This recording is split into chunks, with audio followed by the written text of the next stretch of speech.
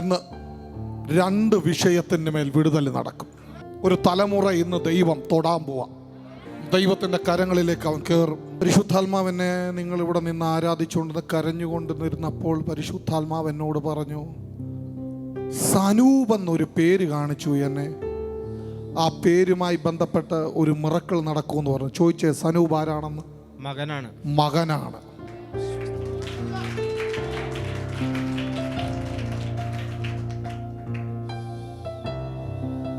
പൊട്ടിത്തകർന്ന നിങ്ങളുടെ അവസ്ഥയ്ക്ക് മാറ്റം അവനിൽ കൂടെ വരാൻ പോവാന്ന് കർത്താവ് പറയുന്നു.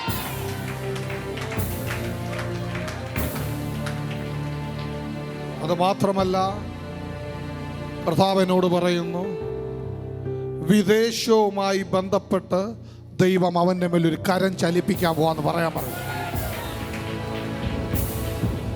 അത് മാത്രമല്ല, കർത്താവ് എന്നോട് കാണിക്കുന്ന അടുത്ത കാഴ്ചയോടെ പറയാം, നിങ്ങളുടെ വീട്ടിൽ നിന്ന് ഒരു പെൺകുഞ്ഞിനെ ഒരു ടെസ്റ്റുമായി ബന്ധപ്പെട്ട് ദൈവം UK മണ്ണ് തുറക്കുമെന്ന് പറയാൻ പറയുന്നു. OET പോലുള്ള എന്തോ എഴുതുന്നതായിട്ട് കർത്താവ് എന്നെ കാണിക്കുന്നു. അത് പാസ്സാക്കും. അവളുമായി ബന്ധപ്പെട്ട് ഇവിടെ പാടുന്നൊരുത്തനുണ്ടായിരുന്നു. ഇന്ന് പത്തനംതിട്ട വരെ പോവാന്ന് പറഞ്ഞ് ലീവ് എടുത്ത് പോയിരിക്കുകയാണ്. അവൻ്റെ പേരെന്തുവാ? ഉറക്കെ പറ മൈക്കിനകത്തോട്. ചോദിര അനൂപ് ആരാന്ന്? അനൂപ് മരുമകനാ.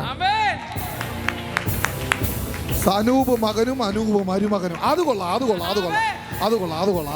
കർത്താവ് എന്നോട് പറഞ്ഞു, നിന്റെ വീടിനെ ദൈവം പണിയും. എന്നെ കർത്താവ് കാണിക്കുന്ന കാഴ്ച പറയാം. ഈ ഭിത്തി തേക്കുന്നത് പോലത്തെ കാഴ്ച കാണിക്കുന്നു. എന്തോ പണി? പരിശുദ്ധാത്മാവിനോട് തേപ്പ് പണിയാണെന്ന് പറഞ്ഞിട്ട് കാര്യമില്ല. വീടിന്റെ തേപ്പൊന്നും കറക്റ്റ് അല്ലല്ലോ. കർത്താവ് എന്നോട് പറയുന്നു, ഈ വർഷം തീരുന്നതിനിപ്പുറം വീടുമായി ബന്ധപ്പെട്ട് 2 മിറക്കിളിനെ ദൈവം ചെയ്യും.